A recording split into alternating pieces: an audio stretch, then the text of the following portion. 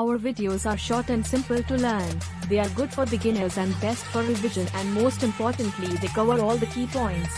Watching and listening is better than reading. Welcome to NSA Marine.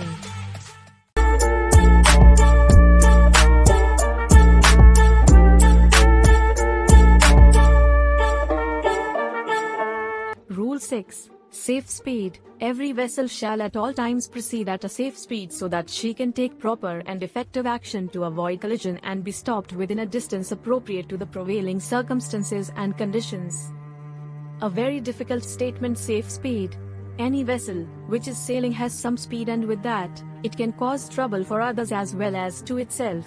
If the speed is very low and the current is strong, she may drift onto any other ship. So, a low speed is out under these circumstances. If the speed is more and if the steering fails, then she would move away from her course line onto a danger very fast without maybe even an emergency being realized. So safe speed means that the ship sails at a speed at which if any emergency occurs, she would come out of the emergency without anybody getting injured. The basic fact is that under any circumstances the speed should be such that the vessel can take an effective action to avoid danger. This includes maneuvering to keep out of the way, or slowing down, or stopping to allow another vessel to pass clearly.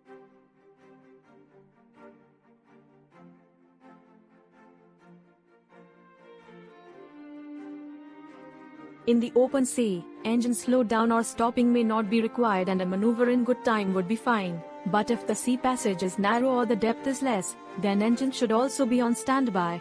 Also, if the current is strong or the visibility is poor, then in open sea the mechanical engine may be required, since the time of observing the vessel may be reduced.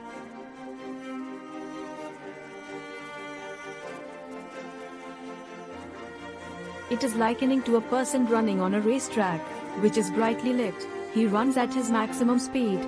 Place the same person in a forest at night and then ask him to run. Obviously, he would run, taking into consideration that he may hit a tree or a branch or fall in a ditch. Depending on how well he's seeing, he adjusts his speed. In determining a safe speed, the following factors shall be among those taken into account. A. By all vessels. First, the state of visibility. If the visibility is affected by any condition, then adequate precautions should be taken and the ME may be required. The helmsman should also be standby, and if permissible, the standby steering motor switched on.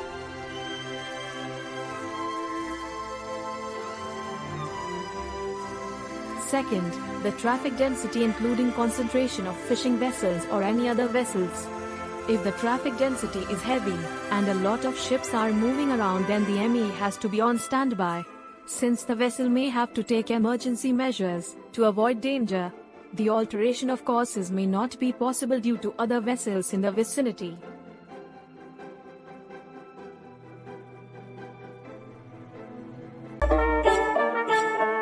Third, the maneuverability of the vessel with special reference to stopping distance and turning ability in the prevailing conditions.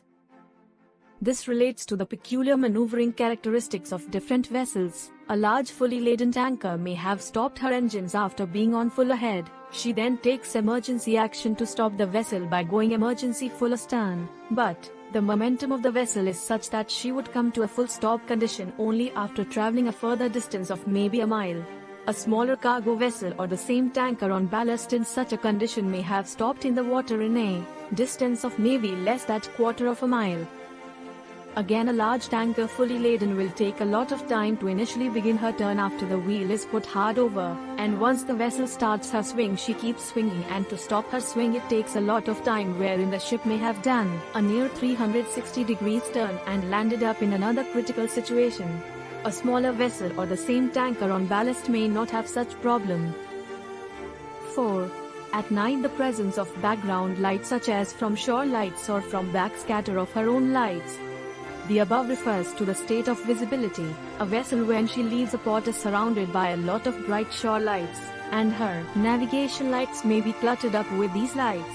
A lookout on another vessel would not be able to see the vessel departing the port until she comes to a position where the background is dark.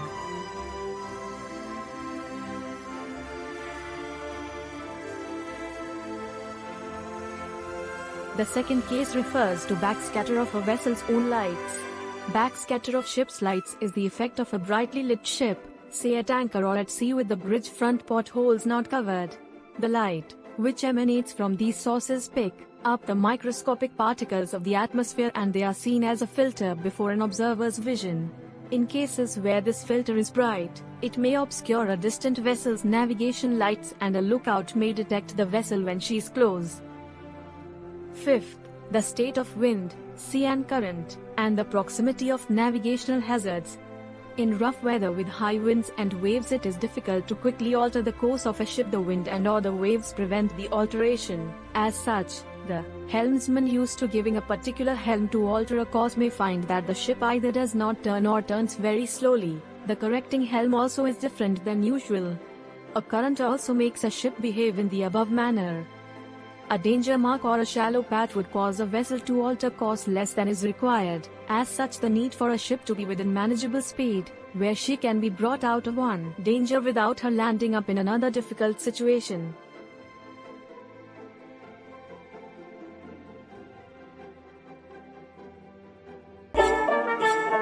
Sixth, the draft in relation to the available depth of water. A deep-drafted vessel under the circumstances has to take special precautions in maintaining her speed. Her draft is more, thus the sea room available for her to take effective action to avoid a close quarter situation is less. Speed thus has to be controllable and the ship, if required, has to be stopped short of danger.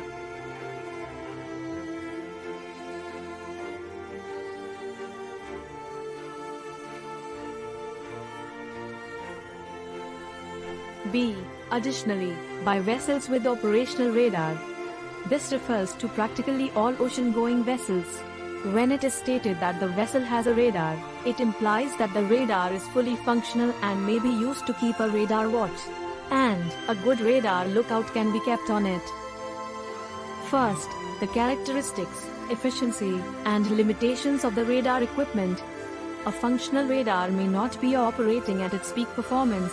Maybe the magnetron has become old, or the center of the PPI is burnt out, or any other causes where the radar has got peculiarities which are readily apparent to a new observer but may be overlooked by an old ship hand. The mast and the funnel cast radar shadows, and for a particular ship, the watch keepers have to take that into consideration.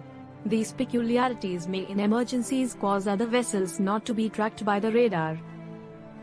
Second, any constraints imposed by the radar range scale in use. Sometimes a radar may be fully functional and good, but it may have a defect, that is, it may not detect vessels at a certain range, or may be not very good at low ranges or on higher ranges.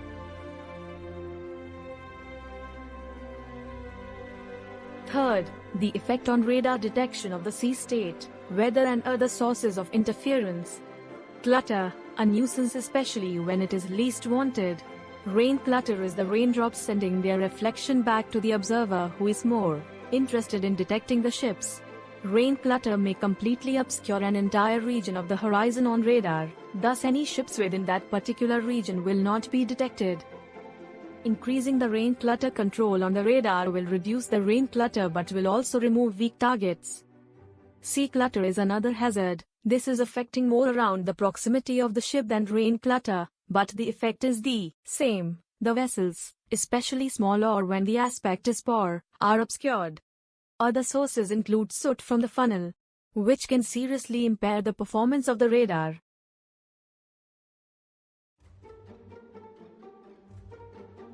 Four, the possibility that small vessels, ice and other floating objects may not be detected by radar at an adequate range.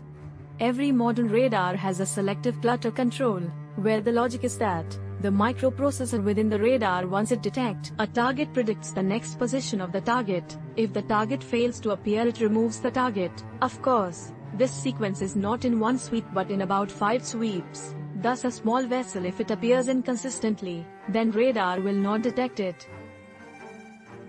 For ice it is different. The ice reflects the EM wave in a direction that is not towards the scanner and is thus lost, and the observer does not see the ice.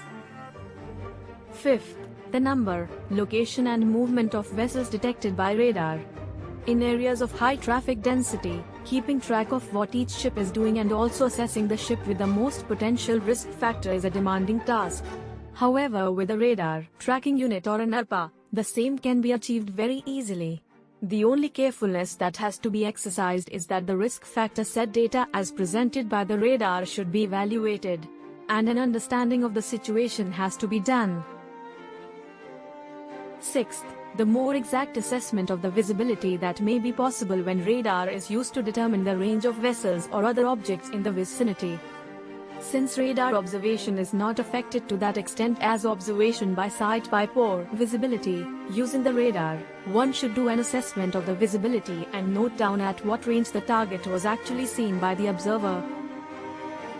Earlier visibility was estimated by guesswork, experience some may call it, but with radar, it is an exact figure. Also, visibility is not the same all around the ship, especially in rain. As such, more exact assessment may be done by using the radar.